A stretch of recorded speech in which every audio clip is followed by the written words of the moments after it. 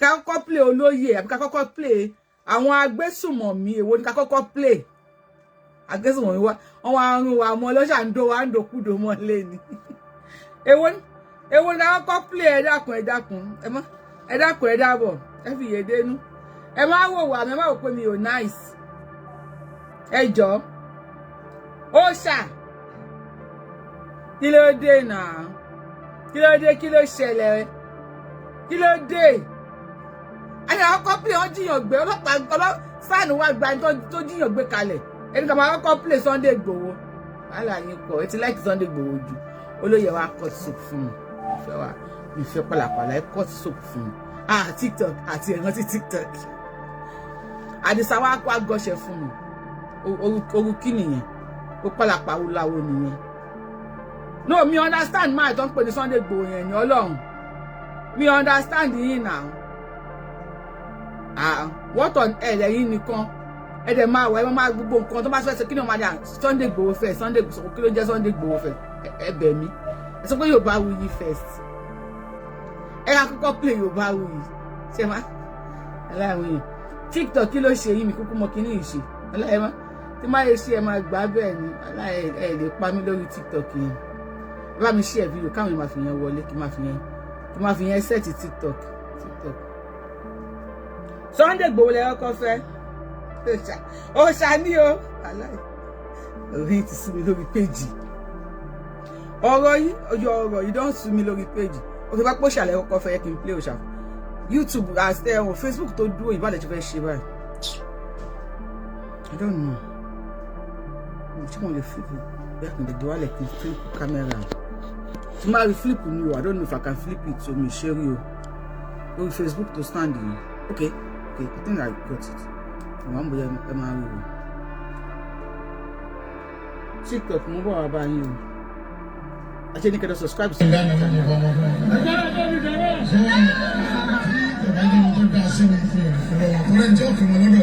Ó láti wò lẹ́ẹ̀mejì kó tó fọ́mọ mi wọ́n gbọ́dọ̀ fi yà jẹ́ èmi náà fẹ́ yàwó èmi rí yà jẹ́ yàwó lọ́tọ́ bá lè fẹ́ fọ́mọ mi kó lè fi yà jẹ́ ọwọ́ fi yà jẹ́ májà kò sí bó ṣe lè súnmọ́ mi tó àwọn tó tẹ̀lé mi wọn máa sọ ọmọ náà yàwó yìí bàbá tó débi sọ pé lẹ́yìn èmi bàbá rẹ àti ìyá rẹ tó fi lé ayé hàn yìí tó mọ jẹ́ pé ọmọ ilé ayé ìyàwó àtọmọ rẹ ló kù onígbà tí wàhálà bá dé àwọn ènìyàn ìyàwó rẹ nìyẹn àwọn ọmọ rẹ nìyẹn wọ́n tó dá pé mi bàbá rẹ ilé mi ọ̀pọ̀ gbé ìyá àrùn ṣùgbọ́n wọ́n ní ọmọ rẹ̀ nínú àti ìyàwó rẹ̀ wọ́n bí ìyàwó ẹ̀ kò sí tó lè ṣẹlẹ̀ wọ́n kẹjọ wá bá mi parí ẹ̀ láàárín ayé èmi àwọn ẹnìkan kan ló ń gbé àti ọ̀gbìn parí ìyá ẹnìkan kan ló ń gbé dáta ọ̀rọ̀ ìyàwó mi àti ilé ìfọ̀mọ̀ mi bá ẹ̀ ṣeré lẹ́yìn sẹ́wọ́n ó lè bú mi màá ní wọn bá ní wọn kò fún un ọ̀tọ́ bá ṣe ìyá mi tàbí bàbá mi tàbí àwọn ọmọ mi àti ìyàwó mi ìdánilẹ̀ tí bá ní mo dánilẹ̀ ọ̀hún fi rí wípé mo nígbàgbọ́ pé mo ń ṣe wàhálà torí nǹkan mi ọmọ náà wá mú àtó jọmí ga wọn tó lọ ní dọ́tí ni ẹ wọn ní bàbá yẹn níyì wọn ní lónìí mo ti fún ọ láì mo ti fún ọ bó wọn ní báwọn sọ fún ọ nínú bàbá mo ti fún ọ àwọn ẹyà àwọn ènìyàn mi kan tó wà níbí wọn máa sọ fún mi màá nílẹ̀ yóò sì fún mi níta lọ́wọ́ sọ fún mi ti ṣe lọ́wọ́ níjọ parí láíláí ọ̀rẹ́ ìlú sì bọ̀ agbára nǹkan ò ní ká ẹ nígbà kọ́mọ́ lọ́ta ọba kọ́mọdé bá wà bá ti ń dà tó rí bó ṣe fẹ́ àwọn èèyàn mọ̀ bínú kódà àwọn tí ń tẹ̀lé gan wọ́n gbà fọ́ náà náà ni tó lè ṣe pé ó tẹ́ wọn lọ́rùn bẹ́ẹ̀ gbogbo ẹni tí wọ́n bá ń tẹ̀lé ọ tí wọ́n gbà fọ́ náà lára ọlọ́run ọba òfin ṣe omi sùúrù fún wọn tó wọ́n pọ̀ lọ́dọ̀ tèmi náà èmi yìí ṣépè fún wọn màá yẹ fún wọn lẹ̀ ọlọ́run ti kọ àwọn pé bí wọ́n ṣe rìn ìgbésí ayé wọn pẹ̀lú mi nìyẹn ìjà fún wọn lówó èmi ìjà bá wọn jẹ èmi ìyá ló sọ pé wà á nílé ìyá ló sọ pé kò tí sùn ìyá ló sọ pé bàbá yìí ló sùn ìyá ló sọ. Ibẹ̀ yẹn mo fẹ́ try kí èmi àti gbọ́ dáadáa pẹ̀lú olóyè ẹ bá mi túbọ̀ yẹn gbọ́ dáadáa o torí àwọn tó ń sọ pé Sunday Igboho ó dalẹ̀ Yorùbá ó ṣe gbá ó ṣàwò ẹni tó yẹ ká tàka fíra tùpà làwọn tí wọ́n ń sọ̀rọ̀ ni tí wọ́n á múra àwọn tó sọ̀rọ̀ àwọn di àjítàn náà TikTok ni o I don't know mo fẹ́ flip it I can't do it mi mọ̀ ṣe tí wọ́n sọ̀rọ̀ àwọn di àjítàn náà wò àwọn àwọn tó sọ pé Sunday Igboho da ilẹ̀ Yorùbá olóyè Sunday Igboho ó ń fi style ó fi analyze ìjọ tí orí kó wọn yọ ìjọ tí Elédùmarè tó dúró tí olóyè Adéyẹmọ Ìgbòho Òòṣà tí ò jẹ́ kó kú ó fi style analyze ẹ̀ fún wa ṣé àwọn èèyàn ẹ yẹ kí n flip kí ni kẹ́ máa wò mí lórí Facebook náà Facebook ẹ má bínú ẹ máa wò mí ẹ bá ti ń wò mí ẹ máa gbọ́ nǹkan tá à ń sọ ẹ máa wò mí ni ní máa flipping yẹn mi ò rí ṣe mo fẹ́ ṣe bẹ̀ tí mi ò rí ṣe ẹ máa gbọ́ ohùn olóyè ẹ máa gbọ́ ohùn olóyè.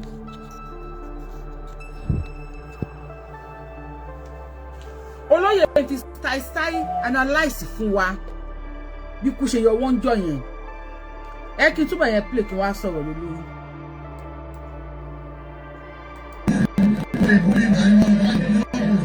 ọkọ bá sẹ́yìn àmì bàbá mi bàbá àwọn ọmọ mi àti ìyàwó mi dání tí bá ní mo dání yọ ọmọ sí mo ní pé mo ní bàbá mi mo ń sí wàhálà tó ní nǹkan àmì ọmọ náà wá ń bú àtó jọmí ga mo tún lò ní gbé tí ẹ wọn bàbá yẹn níbi wọn ní lórí mo ti fún wọn láì mo ti fún ọ bó wọn ní báwọn sọ fún ọ nínú bàbá mo ti fún ọ àwọn ìyàwó mi kan tó wà níbí wọn bá sọ fún mi màá nílẹ̀ yóò sì fún yẹn níta ni wọn sọ fún mi tó ti sí ọlọ́run níjọ parí lálẹ́ ẹ̀rí ìlú sì kù agbára ọ̀pọ̀ òní ká ẹ̀ nígbà tó ń lọ́pàá ọba tó wọlé báwọn ẹ̀fọ́ ti ń dà fún orí bó ṣe fẹ́ àwọn èèyàn mọ̀ ọdún nígbà àwọn tí ń tẹ̀lé gan wọ́n gbà fọ́ náà náà ni tó èyí ṣe pé ó tẹ́ wọn lọ́rùn bẹ́ẹ̀ gbogbo ẹni tó wá ń tẹ̀lé ọ tí ó gbà fọ́ náà lára ọlọ́run ọba òfìsì ọmọ sùúrù fún wọn torí wọ́n pọ̀ lọ́dọ̀ tèmi náà èmi yìí ṣépè fún wọn màá yẹ fún wọn lè ọlọ́run ti kọ àwọn tó ní wọ́n ṣe rìn ìgbésí ayé wọn pẹ̀lú mi nìyẹn ìjà fún wọn lówó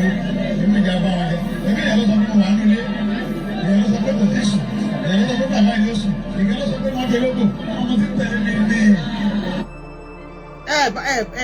Bàbá olóyè dúpẹ́ ni ẹ bó lóyè dúpẹ́ nígbà táwọn DSS dé èèyàn ló sọ pé mo wà nínú ilé èèyàn ló sọ pé mi ò tí ì sùn èèyàn kan ló sọ pé máa ń dológbò ẹmu dáadáa nínú àwọn ọmọ tó ń tẹ̀lé mi ni ẹni tí wọ́n ń pè ní kí náà pè náà ọ̀dàlẹ̀ òun lẹ́ ń gbọ́ tó ń sọ̀rọ̀ yẹn o táwa ni ọ̀dàlẹ̀ ta ni ọ̀dàlẹ̀ nínú Sunday Igboho àtàwọn ọmọ àlè Yorùbá kọ̀ọ̀kan ta lọ dàlẹ̀ èlò náà lè fún onítọ̀hún náà ẹ kò má mi guess bí èlò náà lè fún ẹni yẹn tó fi lè máa bá àwọn DSS àwọn boko DSS Buhari sọ̀rọ̀ pé ó wà nulẹ̀ kò tí ì sùn ẹ lọ báyìí ẹ gbà báyìí bí báyìí ló dúró sí kò tí ì sùn olóyè dẹ̀ ń gbọ́ wọ́n wà lórí fóònù wọ́n ní ìtẹ́jọ́ wípé ẹni tó bá fojú rí kú ẹni tó bá fojú rí DSS Nàìjíríà nígbà yẹn òun kọ́ ló máa ròyìn mo ń bọ̀ mi tí ì dé o Adisa na máa yùn bí mo gbé fún ẹ. bàbá wà ní bàbá ọmọ tó súnmọ́ mi òun náà ní sọ pé bàbá mo ní kú òun mi parọ́ fún ọmọ tó súnmọ́ olóyè ló ń sọ fún àwọn DSS pé ó máa ń dológbò o tẹ́ bá rí bí wọ́n ṣe pa ológbò yẹn wọ́n yẹ fìbọn fọ́ ológbò ẹlẹ́dẹ̀ ológbò yẹn máa fìyà jẹ gbogbo ẹ̀yin tẹ́ pa ológbò yẹn yànnàyànnà ológbò yẹn lè máa tó bá pé olóyè náà ló dológbò yẹn máa ṣe náà nìyẹn kò sí wàhálà Àdìsá sọ̀rọ̀. ológbò yẹn máa ń bá mi sí máa ń lọ mọ́ ológbò mọ́ ẹ̀ tán ni ológbò kankan nígbà mi lẹ́rù náà nígbà tí wọ́n dáná tún dé àwọn ọmọ mi náà ń pọ̀ nǹkan mi ta àwọn ìyá mi ò ní ìbò lé mi ta pé àwọn àbúrò mi ò wá àwọn tí tẹ̀lé mi náà lọ ń ta pọ́pátì àwọn tó tẹ̀lé mi náà lọ ń ta àwọn náà lọ ń ta lẹ́mí gbogbo lẹ́mí náà ti gbé tà tán ìgbà tí mo dé àwọn tí wọ́n jagun balẹ̀ mi ẹ̀rú ń bá àwọn náà mo dé wọ́n ń sáké bíbí àwọn kẹ́tẹ́ wọn kọ́ anánimọ̀s wọn lè fún wọn lẹ́rù nígbà wọn. torí ìjọ́ tí mo sọ fáwọn èèyàn lórí péèjì gbogbo property olóyè ni wọ́n ti fẹ́ẹ́ tààtàn àwọn ìjà kan pè mí lẹ́yìn wọ́n sọ pé ìbáwí ìṣe lóòótọ́ wọ́n tàn kó lóyè báwo ló ṣe rí àwọn nǹkan ẹ̀ báwo ló ṣe rí ìwé báwo ló ṣe rí gbá olóyè wà so I don't want to say wà so loose àwọn tí wọn kì í kà nǹkan kún tó jẹ́ pé anybody lè mọ bí tó fi nǹkan sí wọ́n dẹ̀ gbélé wọ́n gbélé ta gbọ́nà ta àwọn wèrè ẹ bá ń gbọ́ wèrè ó wèrè àwọn wèrè sọ̀rọ̀. Àwọn ti gbà fọlọ́ sí fẹ́ yẹn ọlọ́run ní ìjọba rẹ̀ yẹn ní ìbéèrè ogun. Bàbá mi ní oúnjẹ kan ó ló ń lù wọ́n. Wọ́n wá dé ilé kan wọ́n láwọn èèyàn pariwo wẹ́rẹ́wẹ́rẹ́ wọ́n wá lù ó ní wọ́n nílé ìwọ̀n bá lé lé bó ṣe ń ṣe táwọn ọmọ kéékèèké ṣe ń pariwo nílé rẹ̀ bẹ́ẹ̀ náà ni wọ́n ṣe. Ó wá dé mọ̀ mí ọmọ ìtajà lọ́dọ̀ kò sẹ́ni kan nílé yẹn baálé nìkan ní gbé bẹ́ẹ̀ wọ́n ní baálé ilé ìdá ọlọ́run rèé ìwọ nìkan lọ bẹ́ẹ̀ lọ́wọ́ ni bó ṣe ń ṣe tó ti dẹ́wọ̀ nìkan náà lọ bẹ́ẹ̀ ní bẹ́ẹ̀ náà bó ṣe ń ṣe táwọn ọmọ mi ń tẹ̀lé bẹ́ẹ̀ náà lọ sí bó ṣe ń ṣe táwọn àfa àwọn bá ti ń gbàgbọ́ wà ọdún méje bẹ́ẹ̀ náà lọ wọ́n sí èmi ò lọ́rọ̀ kẹ́kẹ́ ń bẹ́ sọ lórí àfa ti lé bọ́bí torí wọn nìkan bó ṣe ń ṣe tí ẹ̀ máa ń wò ní sọ pé ọmọ dáadáa ni kí bàbá ẹ̀ máa ń sọ pé ọmọ dáadáa ni ó sì dáadáa ni bẹ́ẹ̀ náà lọ wọ́n sí wọ́n chẹ́ǹjì ẹ̀ tó bá chẹ́ǹjì àwọn tí wọ́n gbé tẹ̀lé wa lánàá tí a sọ fún pé wọ́n chẹ́ǹjì wa yìí rẹ̀ wọ́n chẹ́ǹjì wọn là ń lára àwọn lórí lára rẹ̀ ó sùn gbọ́dọ̀ tó lè lówó tó mi wọ́n kàn ṣe làwọn ní mọ́tò tí wọ́n kọ́kọ́ lò 1996 ní Mazda 626 kò tí wọ́n bá bẹ́ẹ̀ ó ti ń lọ dábàá ló lu alábẹ́ ìyá rẹ̀ gbàrà ó ti ń lo mọ́tò ti bẹ́ẹ̀ nínú ọ̀bẹ bẹ́ẹ̀ kí tẹ́tẹ́ ti bàjẹ́ kọ́ bàjẹ́ ọ̀mọ́tò àtúnyẹ̀ kọ́lọ́ lónìí ẹ̀ ní sinmi àrẹ̀ fún ọkọ̀ náà máa. Ẹjọ́ torí tọ Ọlọ́run ọba àwa mọ̀ pé ẹ̀ láìkì wa Ọlọ́run ó mọ̀ pé ẹ̀ láìkì mi ẹ̀yin bá wuyi fans nìkan ni mo bá wí mọ̀ pé ẹ̀ láìkì mi nígbà kéèyàn 155 máa wò mí kéèyàn 34 tẹ́tọ́ ń pọ̀ kí ló ṣẹlẹ̀ kí ló dé ta ni mo ṣẹ̀ ta ló ń bínú ẹ̀mí mímọ́ lù wọ́n pa ta ẹ bá mi tẹ́tọ́ ń pọ̀ jọ ẹ bá mi share fídíò yìí ìwà mi ò ní ìrònú tẹ́ ń kọ̀ bọ̀ ọ́tẹ́ ẹ káàbọ̀ bá mi power tap lórí TikTok mo rí tẹ́ ń send message sí mi kò sí bí ẹ gbé yín wọlé láì power tap ẹjọ́ má ní mi lára torí Ọlọ́run Facebook kí ló dé tẹ́yìn olùbá wa tẹ̀ lọ́mọ láì bọ̀tì kí ló dé kí là ṣe yẹn lọ́tẹ̀lẹ̀ ń wò mí àjò ẹ lè bá wa share fídíò ṣí òyìn kẹ̀rẹ̀ pọ̀ nonsense compatibility. Good evening, jàre. Mo kẹ́yìn tèmi. I know you love me. Ẹ kàn ṣàwàdà. Ẹ bá mi tẹ́tọ́ kọ̀ lórí show yìí máa kiri inú bí. Mo fẹ́ gbé ọ̀rọ̀ kan jáde lọ́ra rẹ̀ tó lóye Sunday Igboho ń sọ. Ṣé ẹ̀ ń gbádùn fídíò? Ẹ ká kọ́kọ́ ẹ má ti jẹ́ ká play fídíò lórí Sunday Igboho. Ẹ ká kọ́kọ́ play mo ní 3-minute video kan tí mo ẹ ká kọ́kọ́ play yẹn jọ yẹ pẹ̀lẹ́ yẹ má bínú. Ṣé kí n play yẹn? Ṣé kí n kọ́kọ́ play tí wọ́n fi jíyàn gbé ká tó wá farabalẹ̀ gbọ́ tó lóye? Àmọ́ kọ́ tẹ́lẹ̀ náà ń lò àtàrí pàṣàrà gba àwọn tó wá ń jáde sáré wọn máa ń tóbi ni. Ṣé kí ọkọ̀ plate bí yẹn ẹ ṣe màá mi ẹyin nìkan lẹ́sìn sọ̀rọ̀ èyí tó kù nǹkan ṣé kí ọkọ̀ plate yẹn ká play olóyè last. I love you mi náà love you. Our life lórí YouTube àmọ́ ti you dey enjoy olóyè orí yín gbẹ́sìkẹ́ bí orí olóyè you dey enjoy olóyè kan. Orí yín bẹ́ńsúẹ́ orí yín dàbí orí olóyè.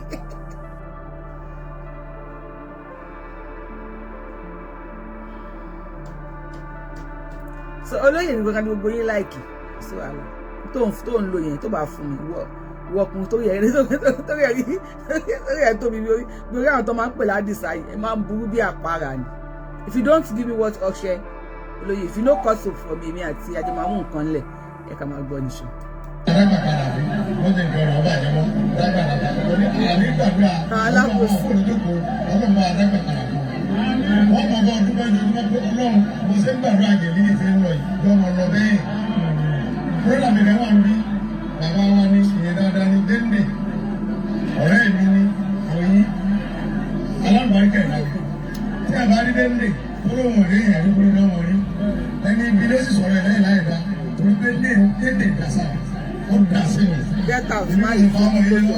Dẹ́ndé ọmọ mi lọ́wọ́ yìí kò lẹ́lẹ̀ fún yọ̀ọ́ jẹun wọ́n dà á láàmú ó sì lè ń lọ.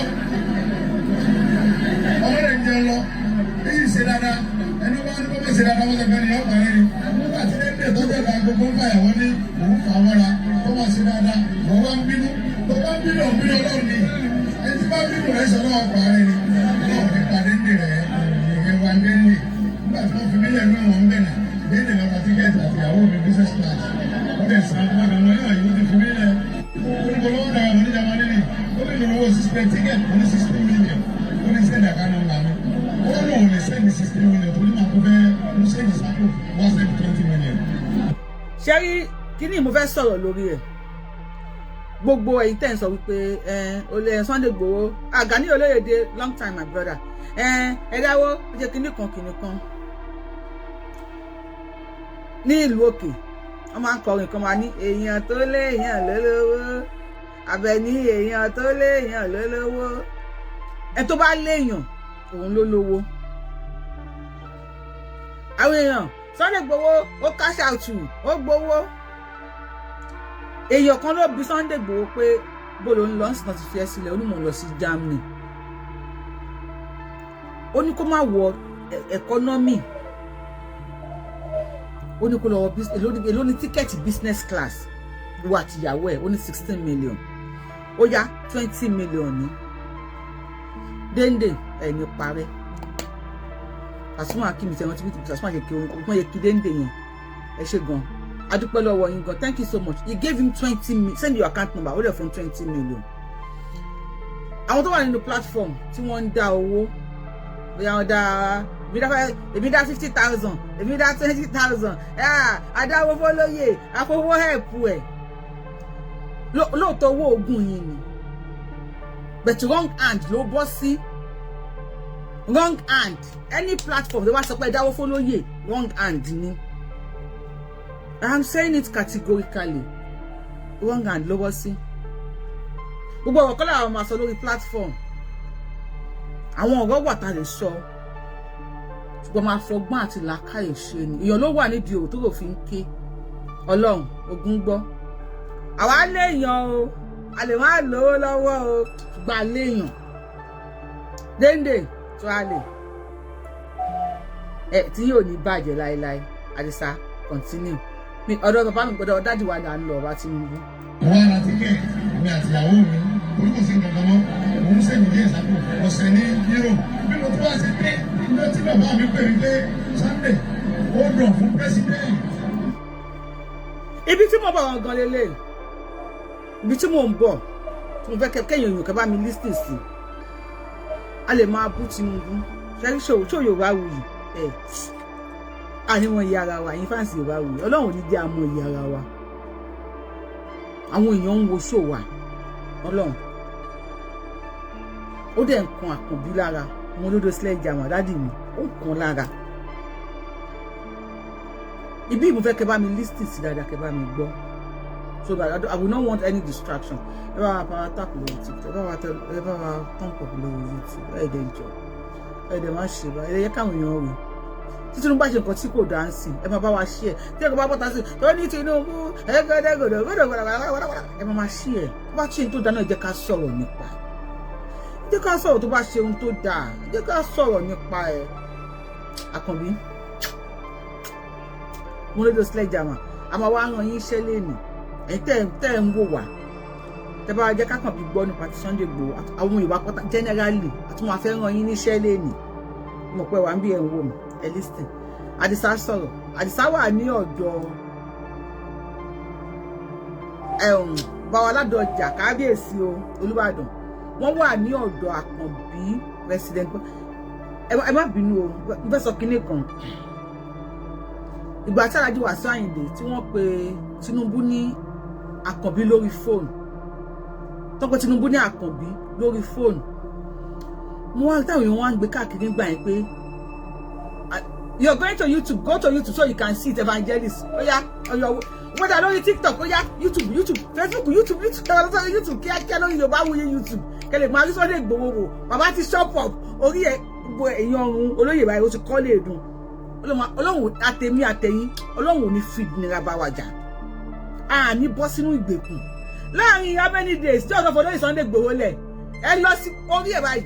Orí ẹ̀ báyìí ó ti ẹ̀wọ̀n tó bá fẹ́ ya èpo bí bóyá máa ń ṣe báyìí orí olóyè orí ẹ̀ ti ṣe èpo báyìí ó ti kọ́ lè dùn sẹ́yìn ìfọkànbalẹ̀ ló ń jẹ́ bẹ́ẹ̀ sọ̀rọ̀ Alhaji Wasiu Ayinde kí tó gbàgbé Alhaji Wasiu Ayinde wa ń bá Tinubu sọ̀rọ̀ wa ní Àkànbí ọmọ olódòdẹ do you know I call my mother by her name àwọn kan wà tá bàjẹ́ bẹ́ẹ̀ wọ́n rántí pé Alhaji Wasiu Ayinde bàjẹ́ ó bàjẹ́ ó máa ní stage kan tó máa wọnú èèyàn wá wọnú èèyàn báyìí mi mo bí máa lóye lójú wẹ́ máa lè pè wọ́n bí ṣe ń pè wọ́n yìí o because mo máa sí mi mo bí mo máa lè pè wọ́n bí ṣe máa ń pè Àdìsá mi mo bí máa lè pè wọ́n tí bá rí wọn o tó mi fẹ́ bó lè sọ̀rọ̀ àṣìlẹ̀ sí mi so olóyè gan tó máa wò ṣó yìí wọ́n mọ̀ pé mi fẹ́ bá olóyè sọ̀rọ̀ bí mo bá wọn sọ bí 1 minute àbí 2 minutes mi kì í like mo bá wọn sọ̀rọ̀ because I just want to be a free person ìyá tó bí mi mo máa ń pè lórúkọ mami ẹgbẹ́ màmá mi ti ń dàgbà tá bá ti wá ń sọ̀rọ̀ tí má ti pé ó ṣà ń sọ bá kò bẹ́ẹ̀ mọ àwọn àgbàlagbà tó wá ní ẹ̀kẹ́ tí má ti pé orúkọ ẹ̀ báyìí tí má di à kí ló ń ṣe ẹ́ ìgbà tí bàbá mi ń lọ ṣé mo pé èmi ló fà ẹ́ lé lọ́wọ́ mo lè ní kó kẹ́rù ẹ̀ ń sìnkú lọ sílé bàbá ẹ̀ padà my mother will ṣe ó máa wá jẹ́ kò sí wàhálà ẹ ṣe bí bẹ́ẹ̀ ṣe bá mi kátó ní kí n máa lọ́lé wa ta ló lọ mú ẹ wá ó mọ èyí tó bá mi san lórí ẹ ni you know àwọn ṣẹ́rí ẹ má bínú pé à ń ṣe ṣóòmù tún yà síbò mi àwa tá a jẹ́ òbí ẹ ká máa fi àwọn ààyè kọ̀ọ̀kan interaction kọ̀ọ̀kan ní àwọn ààyè kọ̀ọ̀kan ẹ jẹ́ ká máa filẹ̀ fún àwọn ọmọ wa so they will be free to speak to us. My mother is my best friend. Ọ̀rẹ́ kòríkòsùn ọ̀rẹ́ kòríkòsùn tí mo ní tẹ́ pé tí mi ò bá rí mi ò ní sùn àbí tí ò bá rí mi tí ò ní sùn ìyá mi ni that's my kòríkòsùn mi lọ́rẹ́ kòríkòsùn ọ̀rẹ́ tí ò bá rí mi kó gbalé ẹ̀ lọ kó lọ sùn ni torí tí mi ò bá rí ẹ̀ máa sùn. So if you see me calling Tinubu Àkànbí but wọ́n àṣẹ ìdíwọ́ sí pé Àkànbí lórí fóònù àwọn wọn bú Alhaji Wasiu Ayinde mu I'm like what kí ni yẹn ṣe. I call my mother by her name. Matu kiloriki. Wa kini wa ni matu kiloriki, matu kisile ye, wa kisile ba be. Please, ẹ ká máa fàyè yẹn lẹ̀ fún àwọn ọmọ wa. Ibẹ̀ yẹn kọ́ là ń lọ. Ẹ ká sọ́dọ̀ Àkànbí again. Àwọn olódò sledgehammer daddy wa. Ẹ ká gbọ́ nǹkan tó lè sọ. President Bola Ahmed Tinubu àti Baba Ládọjà ni wọ́n jọ wà papọ̀ níjọ́ tí wọ́n pe Àdìsá lórí fóònù. Sunday Igboho Òòṣà. Now, Àdìsá, ẹ sọ̀rọ̀ sókè. Ẹni bá ní bọ́bá ṣe dábàá wọ́n fẹ́ ní ọkàn rí. Nígbà tí wọ́n fi mílíọ̀nù ní wọn bẹ̀rẹ̀, déédéé lọ́ta tíkẹ́ẹ̀tì àti ìyàwó mi business class. Wọ́n lè sàn án lọ́wọ́ wọn láti tíkẹ́ẹ̀tì mi àti ìyàwó mi. Nígbà mi máa jí lójú mi. Bí mo ṣe ń bọ̀, ọ̀dọ̀ déédéé bàbá yà. Bí mo ṣe lọ́rẹ̀ lóní, bí mo ṣe ń lọ lẹ́yìn, kò tí ì sí kankan náà ilé ìwọ̀n níbẹ̀. President, tíkẹ́ẹ̀ ní máa bọ̀ nílé. Mo ṣe ìsàkó wọ́n ṣe 20 million. Mo wá ra tíkẹ́ẹ̀tì mi àti ìyàwó mi. Okay,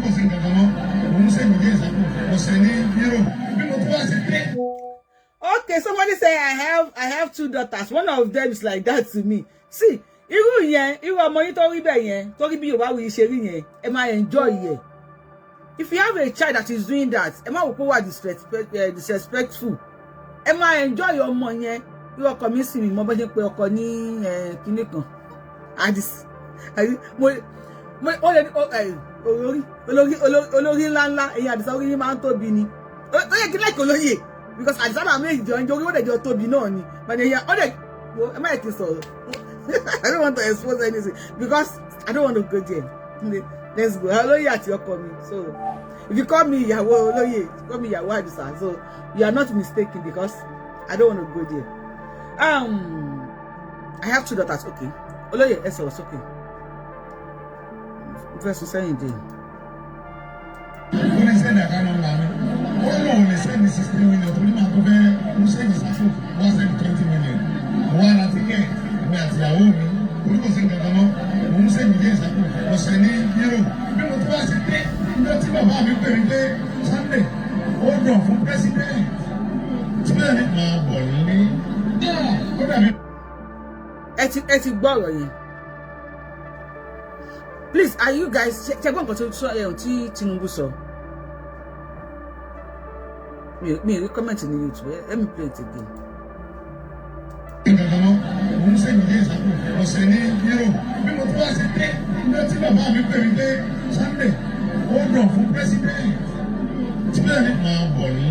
Wow! Ẹ wá mi pàtẹ́wọ́ f'Àkànbí. Ọmọ ọlọ́dọ̀ọ̀dọ̀, ọmọ ọlọ́dọ̀ọ̀dọ̀. Ọmọ ọlọ́dọ̀ọ̀dọ̀. Ọmọ Àbíbátù Mọ́gàjí o, ọmọ olódòdó. Àkànbí Tinubu o, ọmọ olódò jẹ. See, Baba Tinubu, ọ̀rọ̀ yìí mo máa appreciate yín àmọ́ tẹ́ ń gé fídíò wa tẹ́ ló ń fi hàn bá Tinubu ẹ ṣé mo appreciate yín àmọ́ wá wo Babali ẹ kàn pé mọ́dálì àní lò ní mọ́dálì tó èdè Yorùbá la máa sọ àmọ́ wá lò ní Babali ṣé Babali correct àní pé ní Fádálì o Babali love tẹ́ wa. The place is noisy, yes, I know. People were just wọ́n kàn pariwo ní tó yẹ kí n máa tún sọ. Wọ́n nígbà tí bàbá Lájọjá pé àwọn lórí phone. Wọ́n wá ní Sunday, hold on for the president. Kí lẹ gbọ́ tán ní Tinubu sọ? Sunday máa bọ̀ nílé. Ẹ má gbàgbé o pé lórí péjì láti sọ fún bàbá wa Àkànbí ọmọ Olódòdé lórí ètò Yorùbáwùyí pé Tinubu pé Sunday Igboho ọmọ ẹni ní kó máa bọ̀ nílé ẹjọ́ fọ̀rọ̀ jómi tó ọ̀rọ̀ Tinubu kí ló dé Tinubu gan tó bá yẹ kí Tinubu gan tó bá rí báyìí wọ́n kọ́ tẹ̀mí kò wájú orí náà pé ọmọ àlè ní ẹ ò ní respect bàbá wọn ní Sunday máa bọ̀ nílé. Did you love that statement? Ẹ má gbàgbé pé ìgbà tí wọ́n fẹ́ di ìbò tí Tinubu náà fẹ́ gbé fún Tinubu ṣé wọn kó sọ wípé tí mi bá wọlé as president máa padà sílé Yorùbá ló gbọ́n jù tí mi bá wọlé as president máa padà sí ilé Sunday Igboho máa bọ̀ nílé yìí tó ń sọ fún èmi àti pé àwọn bàbá yìí mọ̀ wípé ilé important ju Nàìjíríà lọ ṣùgbọ́n kàríkà shop màrímà jẹ ni ò jẹ́ kán tètè fẹ́ gbà fún wa. Màá wá fún gbọmọ ìbá lásìkò àti àyè láti bá wa dá sí ẹ bá wa sọ fún àwọn bàbá wa bó ṣe ní kí Sunday Igboho máa bọ̀ nílé yẹn kí àwọn náà kán máa bọ̀ nílé. Ẹ máa bọ̀ nílé ẹ̀yin bàbá wa ẹ máa bọ̀ Tinubu máa bọ̀ nílé gbogbo ẹ̀yà àgbàlẹ̀ Yorùbá ẹ máa bọ̀ nílé. Torí tí mo bá kúrò lórí oyè ọlọ́mọ ìka àgbàpọ̀ ṣe wá nílẹ̀ Yorùbá. So I'm going to give everybody chance to talk. So ibẹ̀ yẹn mo ti máa stop mo á sáré play video yìí fún yín. Video yẹn gùn so I'm going to put it on if I have time. Màá put full video. Let's listen. Táwọn bàbá wa ìdẹ́tí máa sọ pé kó máa bọ̀ ọ́ ní tó ṣe gbọdọ̀ wálé. Ẹ káàsán o, ẹ kú dédé àsìkò yìí ní gbogbo ibikíbi tí ẹ bá ti ń gbọ́ mi. Sunday máa bọ̀ ní mo kí ọba wa kábíyèsí aláàfin tìlú Ọ̀yọ́. Mo kí gbogbo ẹ̀yin ọlọ́pàá àfijọ́ local government. Mo kí yín o. Ọ̀yọ́ East local government. Mo kí yín o. Ọ̀yọ́ West local government. Ẹ̀yin ọlọ́pàá bẹ̀ mo kí yín o. Ẹ jọ̀ọ́ mo wá kí area commander wa ní ìlú Ọ̀yọ́ ní Dọ́bà. Ọlọ́run ọba ò ní jẹ́ ó bàjẹ́. Mo ti gbòòrò yín mo wá ń gbọ́ iṣẹ́ tẹ́ ń ṣe iṣẹ́ takuntakun. Ọlọ́run ò ní jẹ́ kó sú yín, Ọlọ́run ò ní jẹ́ kó rẹ̀ yín. Ẹ kú ìfẹ́ ọmọlúàbí ṣe. Ẹ jọ̀ọ́ ìròyìn kankan mi ní yàrá jẹ. Ẹ wá bínú torí Ọlọ́run lórí TikTok you come in you don't mute we drop you. Àfi ṣe gbéraga lórí page Yorùbáwùyí. A kàn ní protocol ni. We don't want anybody to disturb our show. Ẹ bá ti wọlé, ẹ bá wa mute. Táyì bá pọn àwọn, bá ti pọn àwọn ní kẹ́ sọ̀rọ̀. I love you so much. If I respect you, please respect me. Respect is reciprocal bí. Ṣé mo gbà? Respect is reciprocal. Ṣé mo bá dé gbà yín lẹ́nu? Ṣé mo bá gba correct ní comment section mi fẹ́ wà láà? Respect is reciprocal. Àbí respect is tapioca. Respect is tapioca. Kẹ́kì tí rẹ̀ láì ló máa ṣàánú fún mi. Ẹ ṣe ìtẹ́ndì tí mi kúkú wọn nǹkan tí kìíní yẹn mi. Ẹ káàsán o. Ẹ káàsán. Ẹ kú dédé àsìkò yìí. Ẹ pẹ̀lẹ́. Ní gbogbo ibikíbi tí ẹ bá ti ń gbọ́ mi. Mo kí ọba wa kábíyèsí aláàfin tìlú Ọ̀yọ́. Mo kí gbogbo ẹ̀yin ọlọ́pàá àfijọ́ local government. Mo kí yín o. Ọ̀yọ́ East local government. Mo kí yín o. Ọ̀yọ́ West local government. Ẹ̀yin ọlọ́pàá bẹ̀ mo kí yín o. Ẹ jọ̀ọ́ mo wá kí area commander wa ní ìlú Ọ̀yọ́ ní Dọ́bà Ọlọ́run ọba ò ní jẹ́ ó bàjẹ́ mo ti gbúrò yín mo wá ń gbọ́ iṣẹ́ tẹ́ ń ṣe iṣẹ́ takuntakun Ọlọ́run ò ní jẹ́ kó sú yín Ọlọ́run ò ní jẹ́ kó rẹ̀ yín ẹ kú ìfẹ́ ọmọlúwàbí ṣe ẹ jọ ìròyìn kankan mi ní yàjò yàrá sí ní àná ni mo kúrò ní ilé incident ṣe sinmi ní Jóbélé mo wà ní inú mọ́tò ni mo rí tí wọ́n rọ́ọ̀ṣì bọ́ọ̀ yẹn lọ sí hospital ní àná in fact wọ́n reject ẹ̀ ní general hospital kó tó di pé wọ́n refer sí UCH so ìgbà tó wá di ọwọ́ alẹ́ àná máa ò rò yẹn Ọlọ́run ní ọ̀kan nínú àwọn bandit yẹn níbi wọ́n tọ́ àìdí sí tí wọ́n tó fẹ́ ṣe ọṣẹ́ mi wọ́n rí náà wọ́n gbà lọ́wọ́ ẹ̀ wọ́n ní kí ló fẹ́ fi ṣe ó ní líìsì gbogbo àwọn tí àwọn fẹ́ jí gbé nìyẹn wọ́n sá mú lọ sí Jóbélé police station ní òru àná mọ́jú mẹ́ẹ̀ni ìgbà tí ó di àárọ̀ yìí tí àwọn community tó mú lọ tí wọ́n débẹ̀ padà àwọn ọlọ́pàá láwọn ti rìlíìsì Fúlàní herdsmen yẹn fídíò yẹn ò ṣe é fi hàn ní bíbá ni tó bá jẹ́ pé tó ṣe fi hàn ní mi ò bá sẹ́ǹdì ẹ̀ tí gbogbo ayé ò bá rí tí Ọlọ́run bá la ẹ̀mí sinmi ó tún ní nǹkan tó kù tó fẹ́ ṣe láyé ni o ẹ jọ̀ọ́ wọ́n tún sọ fún àwọn citizen wípé àwọn ọlọ́pàá tó ń sọ fún ọlọ́pàá Jóbélé wọ́n tún sọ fún àwọn citizen wípé kí ni wọ́n fẹ́ dà kí ni wọ́n fẹ́ ṣe wípé sáà kan ló wá release ẹ̀ ta ni sáà tó wá release ẹ̀ ẹ jọ̀ọ́. ọmọ Yorùbá mo ò bóyá ẹ ń gbọ́ nǹkan sí bàbá wa yìí ń sọ Jóbélé bó ni Jóbélé wà tó bá mọ Jóbélé ẹ bá jẹ́ ká mọ̀ ọlọ́yọ̀ state bet. owó alẹ́ pẹ̀ Fìdítì láàrin Fìdítì àtọ̀yọ́. láàrin Fìdítì àtọ̀yọ́ God bless you sir ẹ ṣé gan. ẹ̀hún ní headquarters Abidio local government kò jìnnà sí lọ́ra láàrin Fìdítì àtọ̀yọ́ ní Jóbélé wà. ó ní headquarters kí ni. headquarters Abidio local government awẹ́ Fìdítì lọ́ra akímọ̀rin ọmọ Fìdítì mi ló jẹ́ ìmọ̀ bẹ̀ mo tẹ̀ dé láìpẹ́ náà láti Nàìjíríà ni. Jóbélé wà is about 20 kilometers from Ìbàdàn ó dẹ̀ jẹ́ about 7 kilometers from Ọ̀yọ́.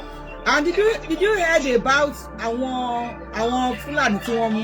mo gbọ́ mo ń follow Fìdítì Progressive Union tó rọ́ máa bẹ̀ yín mímú wà lórí platform mo ń dúró de àwọn èsì kan ní ò tí ì jẹ́ ń dá sí i wọ́n ṣe ń sẹ́ndì àwọn kan sí mi yàjòyàjò látàárọ̀ náà ti sẹ́ndẹ̀ tí mo dẹ̀ ti participate kí tó kúrò mi báyìí máa jẹ́ kẹ́ ẹ gbọ́ latest torí àbúrò mi nàgbà kẹ́ ọ̀ Fìdítì ọba wọn gan gbogbo ọmọ Fìdítì paraku ní mímọ́ ń bélé so gbogbo ẹ̀ ni mo wà kọ́rẹ́ gbogbo tó ń ṣẹlẹ̀ kí bàbá yẹn máa sọ̀rọ̀ wọn lọ. ó dáa ẹ ṣe gan bàbá wa miss thank you God bless you ṣe rí nǹkan tí rọ́ọ̀ fi dà nìyẹn àwọn Fúlàní wọ́n wọ ìlú wọ́n mú sinmi wọ́n ṣàyànnàyàn ọmọ lọ́mọ wọ́n fẹ́ jí gbé lọ ni then wọ́n padà gbé wọn lọ sí station lálẹ́ mọ́jú ọwọ́ ba èyí tí wọ́n rí mú nínú wọn wọ́n dẹ̀ pé ó mú lẹ́tà dá ó mú ìwé dání tí wọ́n kọ orúkọ àwọn èèyàn sí wọ́n wá bí pé orúkọ tẹ́ ẹ kọ yìí orúkọ àwọn ta ni ó ní orúkọ àwọn next victims tí àwọn fẹ́ jí gbé ní ilẹ̀ Yorùbá ẹgbẹ́ kan ti ṣe wá Tinubu ẹ máa bọ̀ nílé bàbá mi Ládọjà ẹ máa bọ̀ nílé ẹ máa bọ̀ nílé o ẹ má yẹ kémi bínú ẹ máa bọ̀ nílé ààrẹ báwọn wèrè yìí ṣe àkíńṣe nǹkan kan náà. Imagine who Ribadu, the essay to the essay, senior advisor to Tinubu. I have the video here. Tell you about my play saying àwọn Fúlàní, àwọn bandits, brother, àwọn bandits, you call them anyhow. They have to pamper them. No Ribadu. Àwọn Fúlàní, àwọn Fúlàní ti bọ́ dancing. Wọ́n ti bá fẹ́ kí Nàìjíríà, kọ́kàn Nàìjíríà balẹ̀. Wọ́n ní ẹ má jẹ́ kí Northern kankan kó dépò mọ́. They fẹ́ kí ọkàn Nàìjíríà balẹ̀ o. Wọ́n ní ẹ má jẹ́ kí Northern kankan. SA to Tinubu o, senior adviser to Tinubu. Tí wọ́n ní wọ́n hack account ẹ̀, wọ́n hack phone ẹ̀ ládà. Senior adviser on security to Tinubu. Òun ló sọ pé bandit, àbúrò àwọn ni wọ́n, brother àwọn ni wọ́n, ọmọ ìyá àwọn ni wọ́n. Wọn ò lè máa pa wọ́n anyhow. Now, wọ́n mú àwọn eléyìí ní sí pé ẹ̀yin tí wọ́n mú yìí o, lẹ́tà tó wà lọ́wọ́ ẹ̀, orúkọ àwọn ta ló lọ àwọn tá fẹ́ jí gbé ni. Wọ́n wá gbé wọn lọ sí station. Wọ́n wá dé station jọ́ kejìlá fi ó àbí kí ni wọ́n pè. Wọ́n wá ní wọ́n sì fún wọn lẹ̀ pé SAN, Senior Advocate of Nigeria, SAN ló wá gba agbésùnmọ̀mí kalẹ̀. Iṣẹ́ yìí lówó SAN. Bàbá wa ẹ́sìpá sọ̀rọ̀ sókè. Gbogbo ẹ̀yin bàbá lẹ́yìn Ọ̀yọ́ nípínlẹ̀ Ọ̀yọ́ ẹ jọ̀ọ́ wọ́n tún sọ fún àwọn citizen wípé àwọn ọlọ́pàá tó ń sọ fún ọlọ́pàá Jóbélé wọ́n tún sọ fún àwọn citizen wípé kí ni wọ́n fẹ́ dà kí ni wọ́n fẹ́ ṣe wípé Sam tó lọ wá release ẹ̀ tani Sam tó wá release ẹ̀ ẹ jọ̀ọ́ gbogbo ẹ̀yin bàbá lẹ́yìn Ọ̀yọ́ nípínlẹ̀ Ọ̀yọ́ káàkiri gbogbo àgbáláyé ẹ̀yin bàbá wa ní Amẹ́ríkà níbikíbi ẹ jọ̀ọ́ ẹ dákun ẹ ràn wá lọ́wọ́ lórí ọ̀rọ̀ yìí ó ti di lemọ́lemọ́ o wàhálà yẹn ti pọ̀ jù ní Jóbélé ní Àfijó local government ẹ jọ̀ọ́ tá a bá mọ àwọn pípù yìí à lẹ́tọ̀ọ́ láti ṣèdájọ́ lọ́wọ́ ara wa tá a bá tún fà wọ́n láwọn ìjọba lọ́wọ́ wọn á tún release ẹ̀ kò yẹ kó rí bẹ́ẹ̀ àwọn pípù yìí ti fẹ́ pa wá tán ẹ̀ẹ́dẹ̀jọ́ kẹsànán wa Ògúndé o ẹ̀yin ìjọba wa ẹ jọ̀ọ́ gbogbo ẹ̀yin alágbára ẹ jọ̀ọ́ ẹ dákun ẹ bá wa dá sọ̀rọ̀ tí ń lọ yìí ẹ má jẹ́ kí ayọ̀ jẹ wá gbé àwọn ọlọ́pàá tó rìlíìsì àwọn Fúlàní herdsmen yẹn we want to know them and we want to know who came to release them. Please, we want to know the source. We want to know who sent those people. We want to know who gave them the gun. Ẹ jọ̀ọ́ kò ní bàjẹ́ the words alájà mi Bọ́lá Kéré Àpòǹgbẹ ẹ jọ̀ọ́ ẹ dákun ẹ ṣàánú wa a lè sùn nílé kọ́kàn wọ́ balẹ̀ mọ́ tá a bá ń bọ̀ látàjò a máa gbàdúrà pé kọ́lọ́ọ̀ jẹ́ ká dé láyọ̀ ni ọkàn wọ́ balẹ̀ bá wà ń lé bá wà lájò kí ló dé ẹ má jẹ́ kí àwọn Fúlàní ẹ má jẹ́ kí wọ́n pa wá tán kó tó di wípé máa dìde torí pẹ́ẹ́nù ẹ̀mí wà lẹ́nu ẹ̀mí àti yín ilẹ̀ fi rí mi wò ilẹ̀ mi fi rí ọ̀rọ̀ tí mò ń sọ yìí sọ náà tó bá ti di wípé wọ́n ti pààyàn kò sí nǹkan téèyàn fẹ́ sọ mọ́ who know the next kò ní bàjẹ́ ọ̀rẹ́ mi Ọdẹ́dìran Bùsáyọ̀ ó ṣe wàhálà ti ṣẹlẹ̀ ní Fìdítì gan báyìí ní Jóbélé gan báyìí o ọ̀rẹ́ mi wàhálà ti ṣẹlẹ̀ gan wọ́n ti padà mú àwọn tí mò ń sọ ní àná yẹn wọ́n ti padà mú wọn so àwọn ọlọ́pàá dẹ̀ ti rìlíìsì wọn ẹ jọ̀ọ́ ẹ bá mi pín fídíò yìí ẹ jọ̀ọ́ ẹ jẹ́ kó kan ẹ bá wa share fídíò yìí area commander wa anyway àwọn náà ti wà níbẹ̀ ẹ jọ̀ọ́ commissioner of police ẹ jọ̀ọ́ ẹ jẹ́ kó kàn wọ́n lára ẹ jọ̀ọ́ ẹ dákun ọmọ Ọdẹ́dìran kò ní bàjẹ́ Ọlọ́run níjọ́ bàjẹ́ wọ́n ti rìlíìsì wọn o wọ́n ti rìlíìsì àwọn Fúlàní herdsmen tí wọ́n sábọ̀ bọ́ yẹn ní sàkúsà tí wọ́n sá ní sàkúsà ìwé tó wà lọ́wọ́ rẹ̀ àwọn ọlọ́pàá dẹ̀ tó gbà lọ́wọ́ àwọn community yẹn wọn ò jẹ́ kí wọ́n rí àwọn tó wà ní inú òwe yẹn àtàwọn tó rán wọn ṣẹ́ wọ́n lísì gbogbo àwọn tí wọ́n fẹ́ lọ mọ jí lẹ́yọ kọ̀ọ̀kan wọ́n lísì wọn sínú pépà yẹn ni so therefore wọ́n ti gbàwé yẹn lọ́wọ́ wọn wọ́n dẹ̀ ti tún release ẹ̀. ẹlòmíì àti kú sára tó bá mọ̀ pé ọ̀rọ̀ burúkú pẹ̀lẹ́rìn ẹlòmíì tó bá rí orúkọ ẹ̀mẹ́ báyìí wàhálà ọmọ àti kú kó tó wá jí gbé á ti kú kó tó wá jí gbé. ok. ẹ jẹ́ sọ sọ́rọ̀ yẹn. ẹ gbọ́ ààyè please. ẹ kọ́ lẹ́mà. ẹ gbé dásìkò yìí mà. ṣẹ́rí ọ̀rọ̀ tí dádì wa tán sọ̀rọ̀ yẹn Ọlọ́run jẹ́ wọ́n sọ̀rọ̀ tán. àṣẹ. ọmọ Ọlọ́ra lọkọ mi. ok. ọmọ ìlú Ìlọra lọkọ mi èmi mo wá láti Ìjàyè Orílẹ̀ ní Ìjàyè kúrun mi.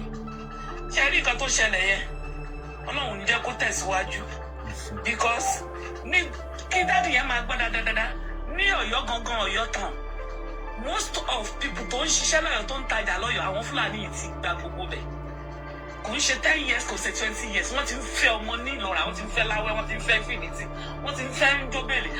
I'm from my husband is from Afijó local government ibẹ̀ làwọn ọmọ mi claim but Afijó yẹn lẹ́ni ìfọ̀sùnkàn mi láti mọ̀ sọ fún mi pé ó gbé fídíò yẹn wá ṣe rí àwọn ọmọ ọlọ́pàá tó wà ń bẹ̀ yẹn àwọn yẹn gan mọ̀ nípa nǹkan tó ń ṣẹlẹ̀ yẹn wọ́n mọ̀ nípa ẹ̀ Ọlọ́run dáríjì wá because gbogbo àwọn tó wà níbẹ̀ nísìnyí wúwẹ̀ mi nísìnyí bàbá ọkọ mi wà ń bẹ̀ ìyá ọkọ mi wà nílọ́ra ṣé a máa lọ sọ wọn ni Èkó làwa wà ṣé a máa lọ sọ wọn ni nígbà kan àwọn aráàlú mi ní Ìjàyè wọ́n lọ sọ́dọ̀ Oríyọmí Hamzat nìbàdàn nígbà tí àwọn Fúlàní yẹn ń dààmú wọn níjàyè kún omi wọ́n lọ síbẹ̀ mi mú nǹkan tó ń ṣe sí ọ̀rọ̀ yẹn torí èmi ò tiẹ̀ follow because nǹkan tí yóò bá fẹ́ ṣe nísìnyí kò yé mi gbogbo Ọ̀yọ́ yẹn àwọn Fúlàní ló dé àwọn náà wà níbẹ̀ tí ò bá níbẹ̀ kí dáàdì tán sọ̀rọ̀ yẹn torí èmi gan lọ ilé kò sọ́dún kan kí n má lọ ilé lẹ́ẹ̀mejì lẹ́ẹ̀mẹ́ta àwọn náà donate. ẹ jẹ́ sọ́lé lílọ lọ́wọ́ ọ̀nà ti kọ́ orúkọ àwọn èèyàn sínú líìsì. Ọlọ́run ń ṣàánú wa wọ́n ní ká lọ wọ́n gbà wọ́n lẹ̀ wá pọ̀ sí pẹ́ẹ́kẹ́. tó bá ti kọ́ ọ́ jẹ́ kí n mọ̀ náà. ó dáa. wọ́n dákun mọ̀ wọ́n ṣàánú mi o. ẹ ṣeun. tábà fẹ́ lọ lẹ́ni sẹ̀wọ́n mọ̀ bá wa. ẹ ṣeun màmí next person ẹ bá wa gbóhùn sókè lórí fóònù ẹ fún mi ẹ fún wa ṣẹ́jú mélòó kan. ẹ káàbọ̀. ẹ̀rí nǹkan tí mi àkàn suggest ṣẹ́gun ẹ̀rí new inspector general of police tó wà ń bẹ́ẹ̀ sìn máa ń dìísù yẹn máa yẹn Mr. No Nonsense pé ṣẹ́gun mi.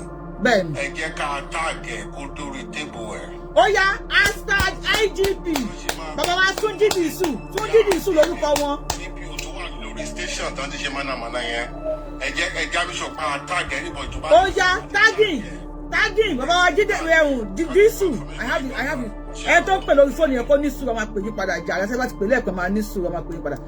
bàbá wa Dìísù Túnjí Dìísù ẹ bá bá mi tag bàbá wa Túnjí Dìísù sẹ ẹ bá wa tag bàbá wa Túnjí ẹ fẹ́ gbé picture wọn wá ni bàbá wa Túnjí Dìísù ẹ bá bá mi tag wọn. abẹ́fẹ́ sori ọlọ́pàá kí ló ń kọ́ ọlọ́pàá yẹn náà please let us know the name of the ọlọ́pàá tó wà bẹ́ẹ̀.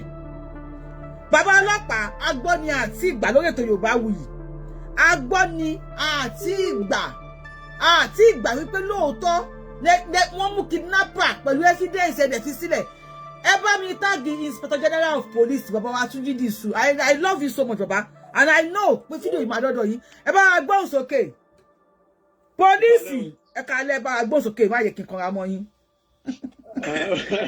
ẹ mọ̀ kẹ́ra mọ́ mi o sẹ́rí àwọn Ọ̀yọ́ àwọn ni wọ́n ń da nkẹ́rù àwọn ń da ọ̀rọ̀ Yorùbá láàmú ní Nàìjíríà ìdí tí mo fi sọ báyẹn sẹ́rí mo gbọ́ statement ọba kábíyèsí tó gbéṣẹ́ sẹ́rí gbogbo wàhálà tí ń ṣẹlẹ̀ nílẹ̀ Yorùbá lónìí àwọn ará Ọ̀yọ́ ni wọ́n ń dálẹ̀ so ó tó kí àwa Yorùbá tó kù kámọ̀ bá ti so ètò wọn sí because láti ilẹ̀ wa wọn ni wọ́n da gbogbo agbègbè yẹn rú wípé àwọn ń fẹ́ káyipá àwọn jẹ gàba lórí oníkálukú yíwa ẹ nígbà mo wo ìtàn àjèjì náà làwọn náà nílùú Ọ̀yọ́ yẹn torí mo gbọ́ ntẹ̀kẹ́rí ní nígbà tí mo lọ sí Ṣakí yẹn ọba Aláàfin. bàbá wa tó ń sọ ẹ má bínú pé I am trying to cut you off please sir I am so sorry if I do that please sir ẹ má ẹ ní sùúrù sir ṣe rí àwọn ìtàn àgbákò tá à ń pa lọ́wọ́ yìí ló ń divide wa nílẹ̀ Yorùbá tábà dúró gẹ́gẹ́ bí ọmọ Yorùbá pé Yorùbá ni gbogbo wa ó kí tábà Yorùbá nìkan ń sin àwọn ará ọ̀rẹ́ ṣe máa lọ dà wọ́n sókun ni. àní dà wọ́n sókun. a ní wọ́n ń jiyàn gbé lọ́yọ̀ọ́ ẹ láwọn ọmọ Ọ̀yọ́ ni wọ́n ń dalẹ̀ Yorùbá rú ó kàn ṣe wọ́n lè sọ pé Yorùbá làwọn ṣe Aláàfin ni wọ́n ṣé kí àwọn káwá fi wọ́n lè kí Fúlàní kó wọn tán. ṣé Fúlàní lẹ́yìn gẹ́gẹ́ mi sọ báyìí nìyẹn ọ̀pọ̀lọpọ̀ wọ́n ń gbé sáwọn Fúlàní yẹn lẹ́yìn ni. The best náà ni pé kàńdá tó bá wà abẹ́yìn èèyàn mi tí wọ́n ń gẹ̀ẹ́tì ẹ̀ ráìtì o kàńdá tó bá wà nù rẹ̀ sí òun ní ká try ká yọ. because tọ́ba kàn tí mo máa affect gbogbo wa lẹ̀ Yorùbá o. ọ̀yẹ́ ká mójútó àríyìn náà ni mo fi ń sọ báyẹn àbí òye yín èmi ò gbé nàìjíríà lọ bẹ́ẹ̀ nù o ìgbé nàìjíríà yìí mọ nàìjíríà bẹ́ẹ̀ ni àmọ́ wọn gba àgbà tí mo wá lò lé yẹn ẹ̀ tí mo ń fọ́lọ̀ àwọn ẹsẹ̀ tó lọ nàìjíríà lọ́fọ̀ àwọn tèmi sọ yẹn torí èmi àṣẹ mi tèmi sọ fún nísì national security mi ní Ghana bíi àgbóyè yín àṣẹ national security náà tí yẹn bá lọ síbi kan at least yóò máa absorb àwọn kẹ̀kẹ́ ní ẹ̀rọ fà tèmi fi sọ gbogbo tí mo sọ yẹn láti mo dé Ṣakí nísì àbí mo dé nàìjíríà nísì that's 2001 náà mo ti dé bẹ̀yẹn kẹ́yìn àbí òye yín wíwá tí mo ti wá ní táwọn ọmọ mi sálà tí mo fi wá mọ́. ẹ jọ ẹ̀yin tẹwà lórí TikTok bá wa power tap or else báyẹ gbé yín wọlé ó ṣe máa drop padà it's not my fault and I will not bring you in again. ìyá mi mo ti send message kan sí nọ́mbà yìí tí mo ní lọ́wọ́ tó parí pẹ̀lú 0573. all right sir ẹ bá wa gbó sókè lórí fóònù. ẹ̀yin kọ́. Okay. Bàbá tó lórí fóònù bá wa gbó sókè bàbá tó dáhùn send message sí mi ẹ ṣe hi sí mi nísìn ẹni sọ̀rọ̀ mi ẹ ṣe hi sí mi. jẹ́rí gbogbo nǹkan tó wà nílẹ̀ ìṣe ló yẹ káwọn kọ́ba Ọ̀yọ́ gangan fún ara ẹ̀ kó jáde. ok. kó wá àwọn alágbára tó wà nílùú ẹ̀ kó gbé wọn jáde. ó yá ìjọ wo ni mo débì tí wọ́n fẹ́ dàlú ìlú mọ́ mi lórí wọ́n fẹ́ dàlú Ọ̀yọ́ rú mọ́ lórí ni. ìṣe ló yẹ kó nǹkan fún ara ẹ̀ kó sùn kó rorí kó jí gìrì.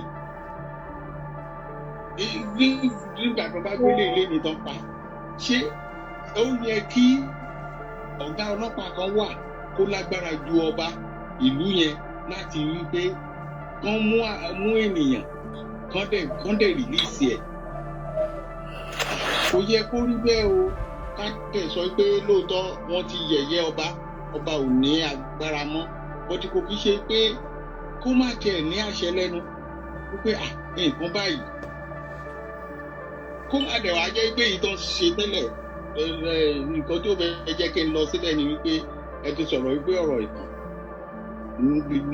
lórí ẹ má jà sọ̀tọ̀ ọ̀rọ̀ tó ń da ó ń fa ilẹ̀ Yorùbá sẹ́yìn ẹ ṣe wọn bàbá wa ọ̀rọ̀ ìtàn ó ń fa ilẹ̀ Yorùbá sẹ́yìn tó bá wọlé tó bá ti lè bá wa mute kó drop ààrẹ ìjọ tó yọ lọ́rùn ẹ jọ nǹkan náà bá bẹ̀ yín I don't want to drop you myself because if I drop you I will not bring you up again bá ti wọlé ọtún pé ẹ̀ẹ́dì bá wa mute ẹ̀tàn bá wa drop ara yín òun ṣe hàn kan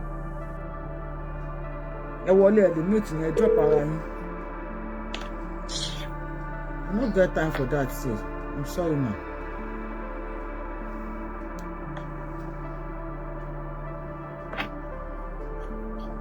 àti inú kẹ́sẹ́ lè mute ni láàrin 1 minute àti inú kẹ́tẹ̀ bá mute a máa drop yín o ẹ má bínú àfi ṣakọ o.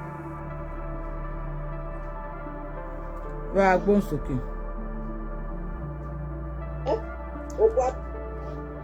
ṣé orí ọ̀rọ̀ aládé ti yá. ẹ̀yin tá bá ń pè lórí fóònù tó bá ti pè lẹ́ẹ̀kan ẹ stop ọmọ àpè yín padà please. tí mo fi tẹ̀ sí mo. ṣé ọ̀rọ̀ aládé ti yá kéèyàn máa dáadé ni ó ti ṣubú sága. àwọn ọmọ Oǹdó ṣẹ̀wá rántí Akérédolú ní ìsìn olórí ikú aládé ti yá wọn ò ṣe dáadáa ó ní wọn ọ̀pọ̀ àyàn lóńdó aláfiṣe ó ti lo tẹ́nà rẹ̀ tán wọ́n ti ní ó kẹ́rù kúrò ní ẹ̀yìn governor's house ó ti lo tẹ́nà rẹ̀ tó ti lọ́dún 6 tán kó wá gbígbà. àwọn iswapu wọ́n ti wá rí àwọn ọmọ yẹn láti 3 years ago wọ́n ti fáwọn òbí wọn ní 1 million wọ́n ti wá rí ẹ̀wọ̀n ó ní ẹ̀yìn ìwéré mufti náà fẹ́ ṣe ní Ìwó tó náà ń rí àwọn ọmọ ọlọ́mọ jọ DSS yẹn lọ bá wa yanjú ìyẹn láìpẹ́ ìwọ̀n ó bá wa gbé gbogbo ọ̀rọ̀ wọn kéèyàn ṣé o rí bàbá rẹ Àkànbí olówó olóore àbí kí o ń pè ṣé o rí àwọn ń tiwọn tọ́lọ́n tètè bá wa mí sí wọn kó jẹ́ ká máa bá tiwa lọ ìrọ́pọ̀ Gúnmi ti táṣìírí ní ìsìnkú kì í ṣe òun nìkan pé nígbà táwọn fẹ́ gbàjọba lọ́wọ́ Jonathan ní BC kó wọn wọlé wọ́n sì wá kọ̀ wọn lọ Màtàwálé jẹ́ bàbá wọn òun náà jẹ́ bàbá wọn àti ti Katsina.